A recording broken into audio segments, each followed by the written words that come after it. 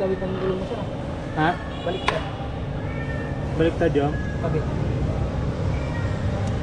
ng gulo? Oo. Pero may araw yan eh. Oo, ito sir. Pang sa likod niya sinunod. Ano ba yung nakalagay? Front and rear. Pagka front dito ka susunod. So maging baliktad yung ano. Ang bilis niya maupot. Matagal maupot to sir pagka ilagay mo sa tamang ito. Sa kabila.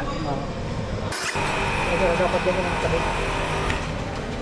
Ganyan. Itong araw, Yan, pag ganun, di ba? Oo. Papasok doon. Oo. Ganun ang tamang kabit. Oo, so nilagay mo na sa tama. Yung? Sa tama na naman. Sige, ilagay mo sa tama.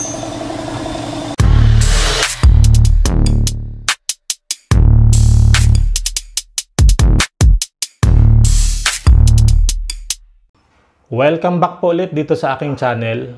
For today's video, pag-uusapan natin yung mystery ng baliktad na tire rotation. Bakit nga ba importante yung tamang pagkakalagay ng tire rotation ng gulong natin? Actually, tama yung sinabi ng mekaniko na madali mapudpod yung gulong natin pagbaliktad yung tire rotation. Siyempre, pag tama yung lagay ng gulong, marireduce natin yung tire noise at vibration. At saka, mas maganda yung overall handling at performance ng motorcycle. Usually, yung mga gulong ay may mga specific manufacturer recommended installation direction, lalo na yung mga directional type tire, gaya ng gamit kong gulong na Pirelli Angel Scooter.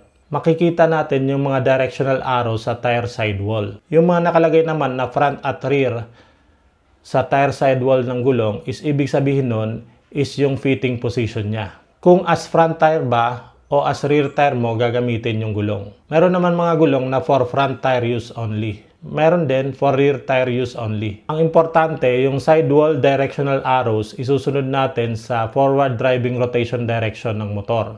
Ibig sabihin, yung ikot ng mga gulong pagpaabante yung motor. To summarize, meron tayong 3 steps. Number 1, alamin natin yung natural na ikot ng gulong pag umaabante yung motor. Yan yung forward driving rotation. Number 2 is yung fitting position. Kung gagamitin mo yung gulong as front tire o rear tire. Number 3, verify natin at isunod natin yung first and second step sa sidewall tire rotation arrows. Lastly, kaya nababaliktad yung lagay ng gulong ay dahil yung tread pattern ang sinusundan ng ibang mga mekaniko instead na yung sidewall directional arrows. Ibig sabihin, tama yung mga sinabi ng mekaniko dun sa Yellow Star Moto. Pag nakaharap ako sa left side ng motor ko, ganito dapat ang ikot ng mga gulong ko para umandar.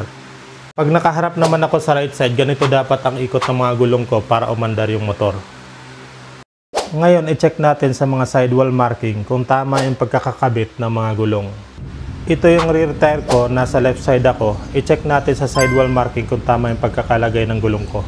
Ito naman yung front tire ko na ikinorek ng mekaniko. Nasa right side ako, i-verify natin sa sidewall marking. Nag-check ako ng ibang mga motor kung tama yung pagkakalagay ng mga gulong nila. Ito yung mga nakita ko.